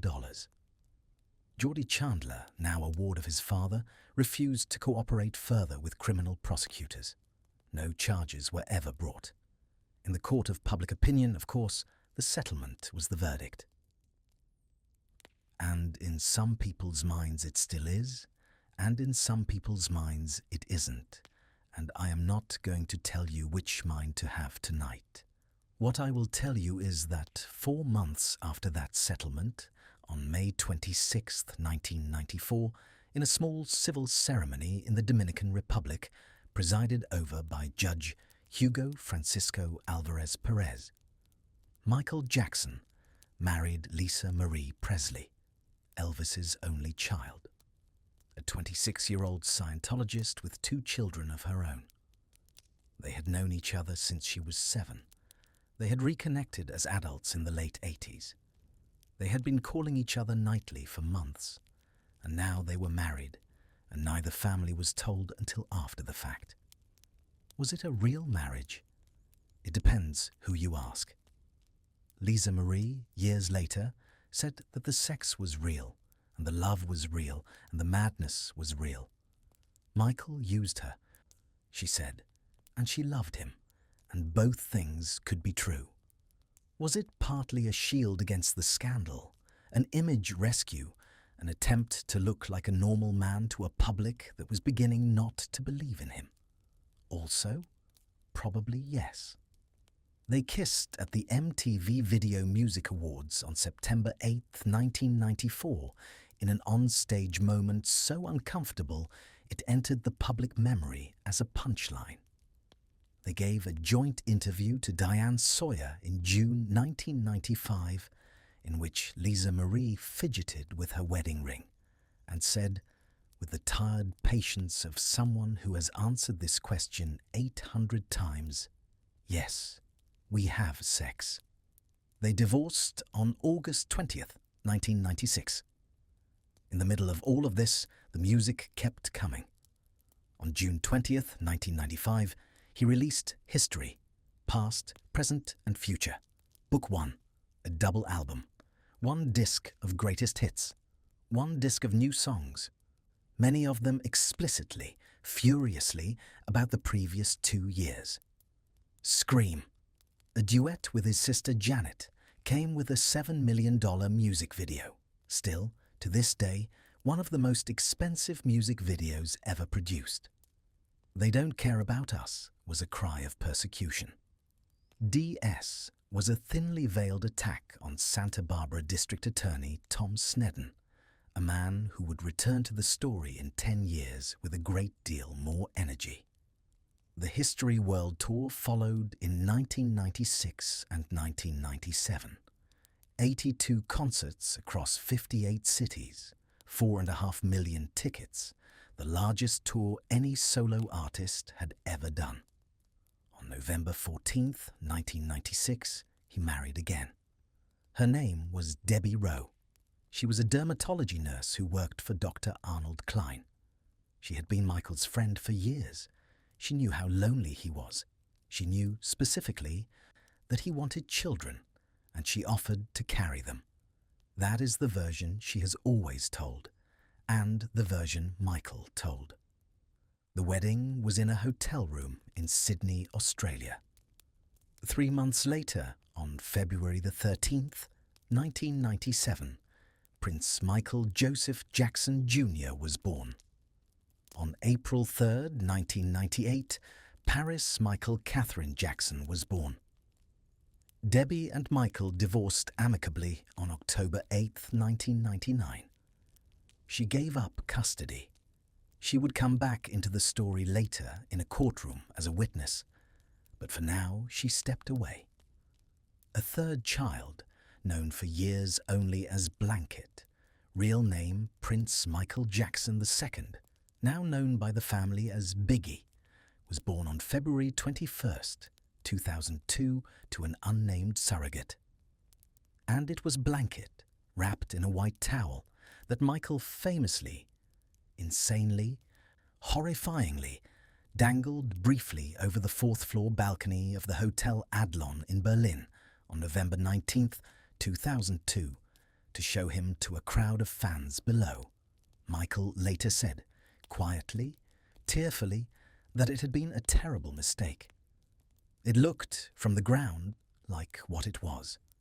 A father's love mixed with a man's total loss of judgment about what normal even looks like. By then, something was genuinely breaking. On February 3rd, 2003, a documentary aired on British television and then worldwide called Living with Michael Jackson, filmed over 8 months by the journalist Martin Bashir.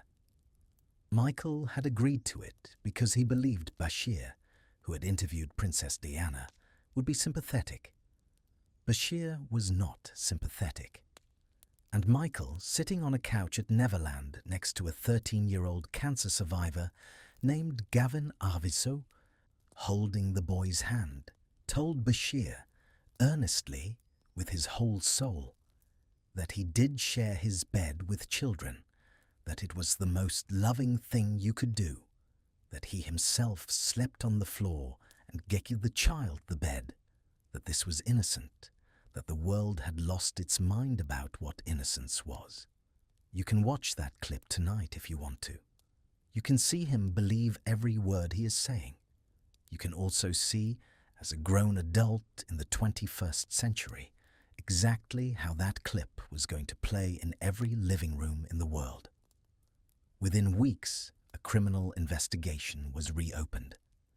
Gavin Arvizo's family made formal allegations. On November 20th, 2003, Santa Barbara County deputies raided Neverland for the second time in 10 years. Michael was arrested in Las Vegas, flown home, booked, released on $3 million bail.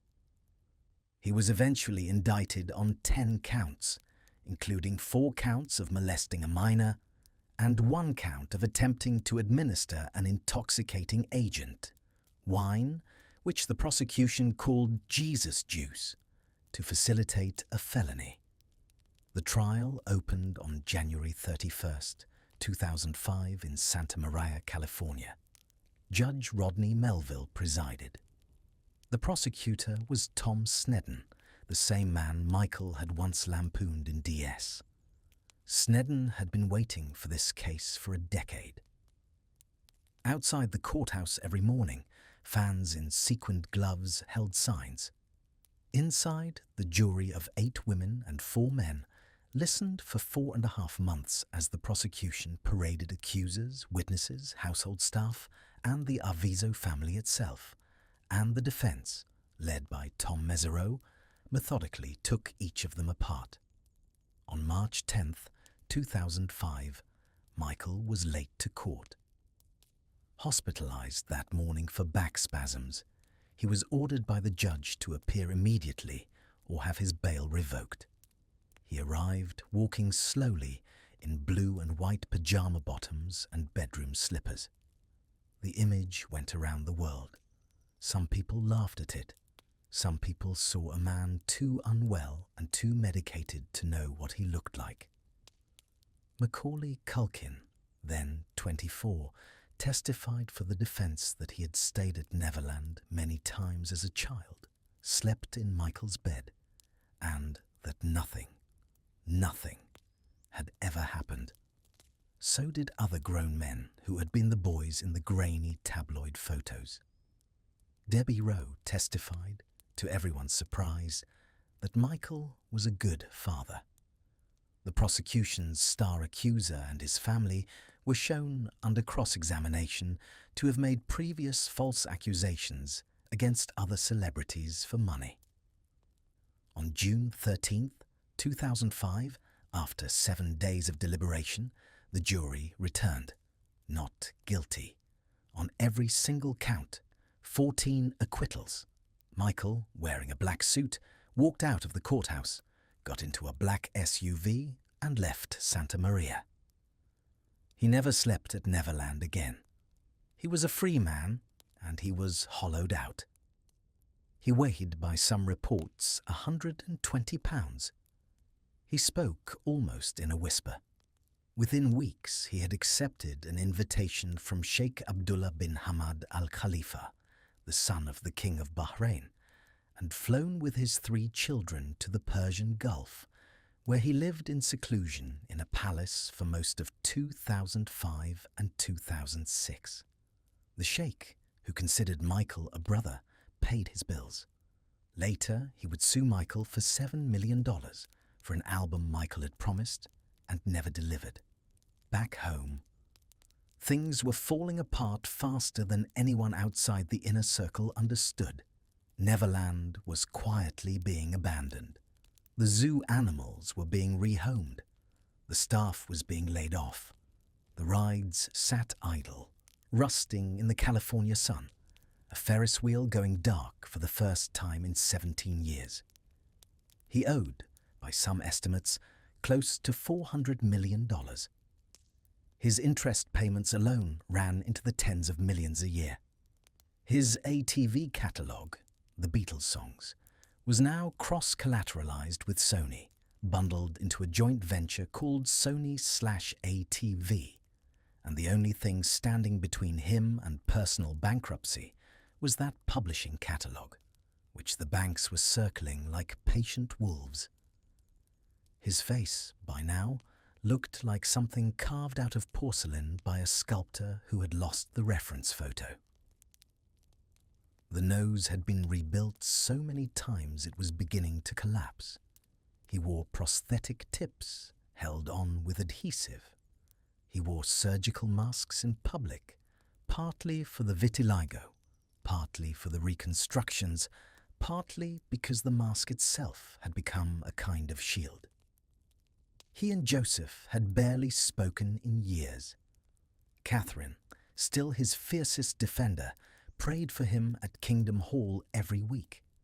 And every night, whichever hotel suite or rented mansion he was in, he lay in the dark with his eyes open, and he did not sleep, and he did not sleep, and he did not sleep. Because what no one outside his innermost circle fully understood yet was that the insomnia was no longer a quirk of a busy life. It had become a medical emergency. It had become the shape of his existence. And he had begun, quietly, to ask doctors for something, anything, that could put him under. Something stronger than sleeping pills, something stronger than sedatives, something he had first been given years earlier in a hospital before a minor procedure and had never forgotten.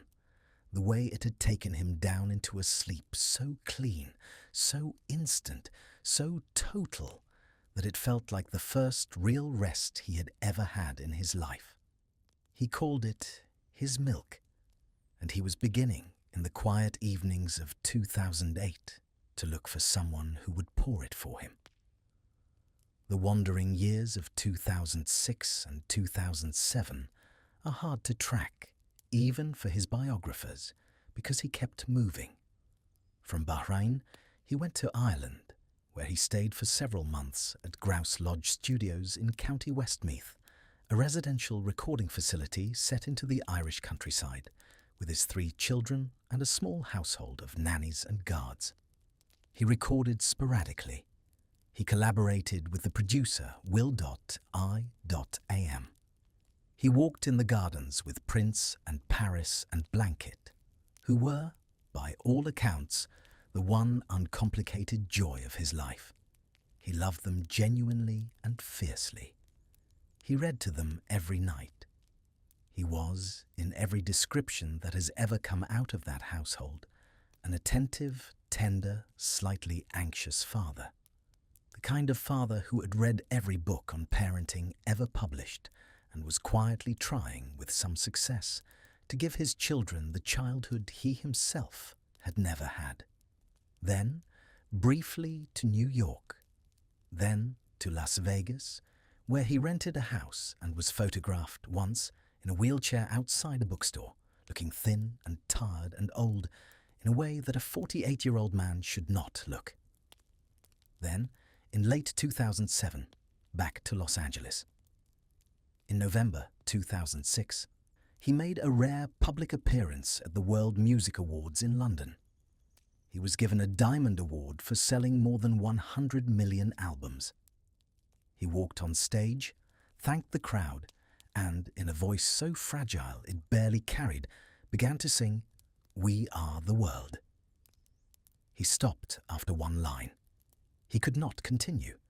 The orchestra kept playing. He stood there, smiling the tired smile of a man who had been smiling on command since he was 5 years old, and then he left. Something had to change, because the money was running out and the debt was not. In early 2008, a company called AEG Live, one of the largest concert promoters in the world, headquartered in Los Angeles, run by a CEO named Randy Phillips, with a veteran tour producer named Paul Gongaware at his side, began quiet conversations with Michael's camp. They had an idea. A residency, London, the O2 Arena. Something enormous, something that would reintroduce him to the world and, not incidentally, pull him out of the financial sinkhole he was in. Michael said yes. On March 5th, 2009, in a packed press conference at the O2 Arena in London, Michael Jackson stood in front of screaming fans and global cameras and announced in a soft voice that this was it. "This is it," he said. "This is the final curtain call." He had agreed initially to 10 shows. Within hours of tickets going on sale, demand was so overwhelming that the run was expanded to 50. 750,000 tickets sold almost instantly. It would be the biggest concert residency in history. 50 shows, at age 50, on a body that had not truly rested by any honest measure since 1968. Rehearsals began in the spring of 2009. They were held at Center Staging in Burbank, then at the Forum in Inglewood, and finally at Staples Center in downtown Los Angeles. The director and choreographer was Kenny Ortega, an old friend and collaborator who had choreographed the Dangerous and History tours, and who adored Michael the way everyone who worked closely with him seemed somehow to end up adoring him. The rehearsals, by every account, were a strange, flickering thing.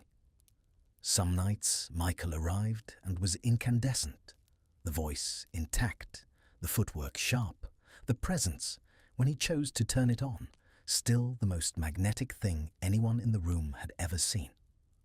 Other nights he did not arrive at all, or he arrived late and shaking, visibly cold, wrapped in layers of clothing in a climate-controlled arena, unable to remember choreography he had known for 30 years. Kenny Ortega wrote emails. He wrote emails to AEG expressing genuine concern. He wrote that Michael seemed fragile, that he was losing weight, that he needed medical attention, that something was not right. AEG's response, years later to be picked over in civil court, was essentially that they had hired a doctor. Michael's doctor was on it. They had signed a contract. The doctor was Dr. Conrad Murray. He was a cardiologist. He ran a small practice in Las Vegas and another in Houston. He had met Michael years earlier when he had treated one of his children for a minor illness. He was, by 2009, in serious financial trouble, behind on alimony, behind on office rent, sued by creditors. Michael had insisted on him. AEG had agreed to pay him $150,000 a month on the condition that he leave his practice in Las Vegas and travel with Michael to London as his personal physician for the entire run. Murray moved into Michael's life. Michael was renting a large Mediterranean-style mansion at 100 North Carrollwood Drive in the quiet, tree-lined, discreetly expensive neighborhood of Holmby Hills, between Beverly Hills and Bel Air. It had 7 bedrooms, 13 bathrooms, a wine cellar, and a gate. Behind that gate, every night, something was happening that had never, in the history of modern medicine, happened in an ordinary bedroom. Every night, Conrad Murray was administering a powerful surgical anesthetic. The drug was never meant for a bedroom. It belongs in operating rooms, under the supervision of trained anesthesiologists with continuous monitoring equipment, because it can suppress a patient's breathing to the point where they simply stop. It is not a sleeping pill. It was never designed for home use. And yet, night after night, a single doctor was administering it in an upstairs bedroom to a man who simply wanted to fall asleep. Michael had been asking for it for years. He had first been given the anesthetic, probably in the mid-1990s, before dental work, and the sleep that followed had been the deepest, cleanest rest he could remember. He had been asking doctors for it ever since.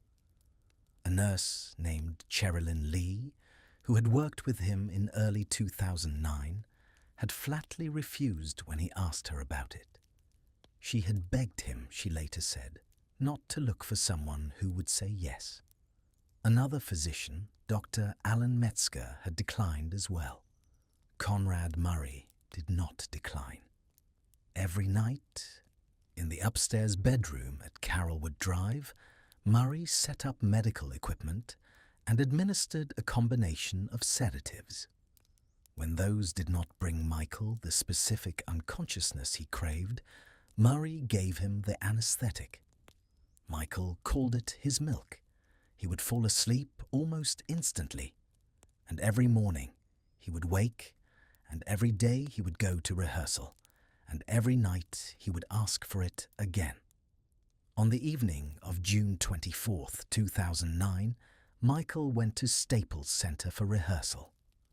By every account, including the footage that would eventually be released as the concert film This Is It, this rehearsal was extraordinary.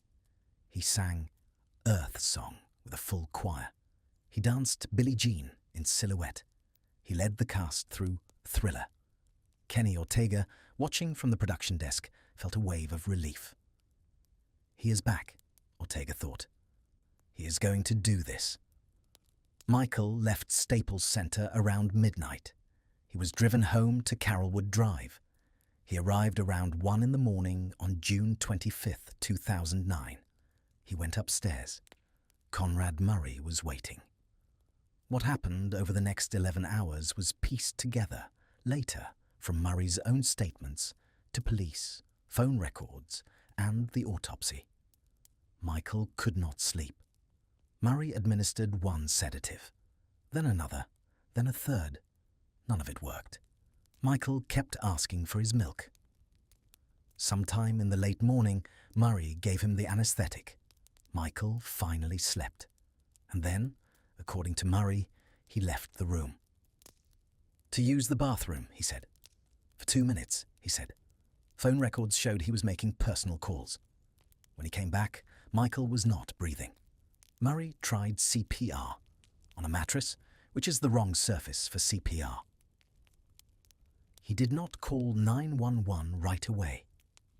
He called Michael's personal assistant first. He called other numbers. 911 was dialed at 12:21 p.m. by a member of the household staff. Paramedics arrived within 4 minutes. They worked on him on the bedroom floor. They loaded him into an ambulance. They took him to Ronald Reagan UCLA Medical Center. He was pronounced dead at 2:26 p.m. on June 25th, 2009. He was 50 years old. The autopsy, performed by the Los Angeles County coroner, was specific and damning. Cause of death: acute intoxication from the surgical anesthetic, compounded by the sedatives administered earlier that night. Manner of death: homicide. The world stopped for a moment that afternoon. Social media platforms crashed under the weight of the news. Google thought it was under cyber attack. Every television network, every radio station, every newspaper turned its attention for 24 hours to a single story.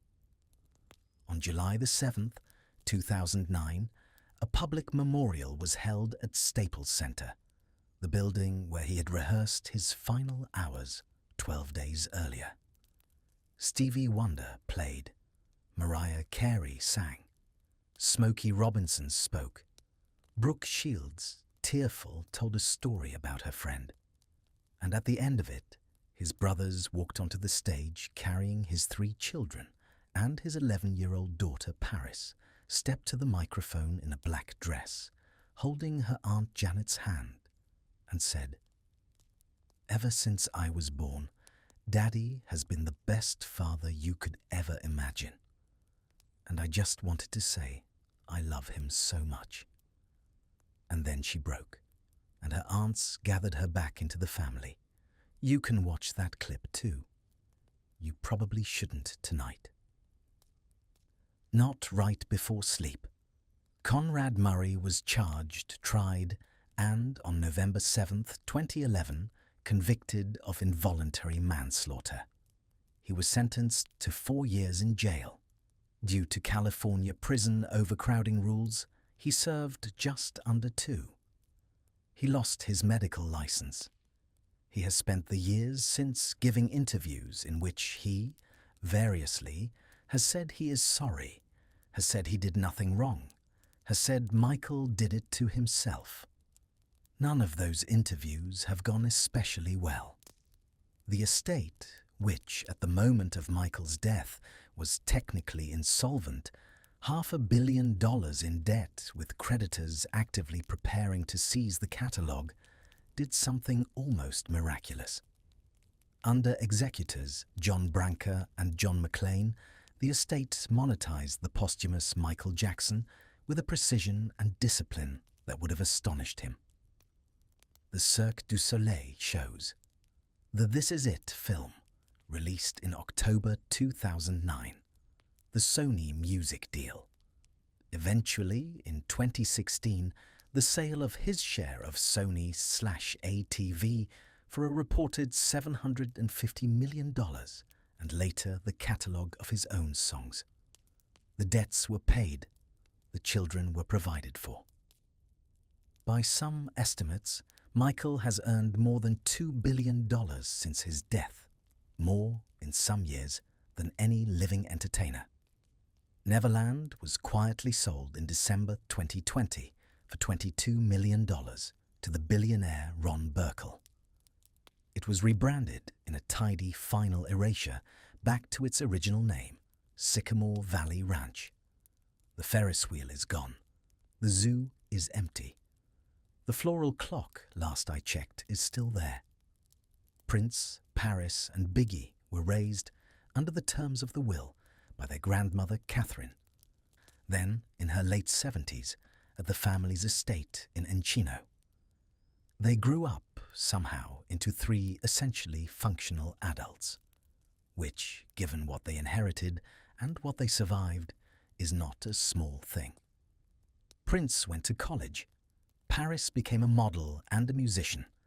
Biggie, the quiet one, has stayed mostly out of the public eye. And in a bedroom in Holmby Hills, the IV pole is gone now. The mannequins have been packed away. The house has been sold. But for a long time after, the staff said, the bedroom felt like a place where someone had been holding their breath for a very long time and had finally, just finally, been allowed to let it out. So let's return, one last time, to the question we started with. Could you have lasted 24 hours as Michael Jackson? Not a lifetime, not a career, just a single day. You would wake at noon in a darkened bedroom in Holmby Hills to the muffled footsteps of staff who know not to knock. Your body, 50 years old and asked, since the age of 5, to move like something not quite human, would hurt in ways that do not have names. Your back, your ankles, your scalp still tender in the place where the fire found you in 1984. You would walk to the mirror and find a face that has been rebuilt so many times it no longer feels like it belongs to you. You would hear your children stirring down the hall. You would remember that you owe them a father today and 50 sold-out shows in London next month and roughly $500 million to men in suits who are waiting. And beneath all of that, quietly, in your bones, you would feel the thing that never left, the small, stubborn ghost of a boy in Gary, Indiana, standing on a wooden box, trying to reach the microphone, trying to be good enough to be loved.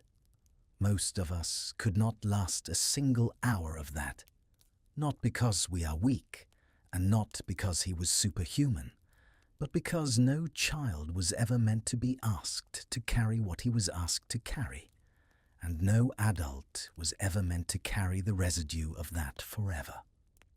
He was a boy who was genuinely loved and genuinely feared and genuinely used, sometimes by the same people, sometimes in the same afternoon. he did real harm and was done real harm. And both of those things can be true in one human life without cancelling each other out. He was a man doing his very best with a childhood he did not get to have, a body he did not get to rest, and a mind that had simply never been taught how to sleep without somebody standing over him telling it what to do. Tonight, as you lie in your warm bed with your ordinary ceiling above you and your ordinary morning waiting on the other side of a few quiet hours, maybe spare a thought for the children we turn into products before they learn to tie their shoes. Maybe spare a thought for the Michael who only ever wanted, in roughly equal measure, to be adored by everyone and to be left completely alone. And maybe spare a thought, too, for the gift of a night that belongs only to you, that no one is selling, that no one is watching, that no one has to pay for in the morning. Somewhere in California, the Ferris wheel is gone, the train is gone, the giraffes are gone. The floral clock is still there, keeping quiet time over grass that nobody runs across anymore. And somewhere, a boy from Jackson Street in Gary, Indiana, is finally allowed to sleep. Breathe in, slowly. Hold. Let it go. Thank you for spending the night with me. Sleep well.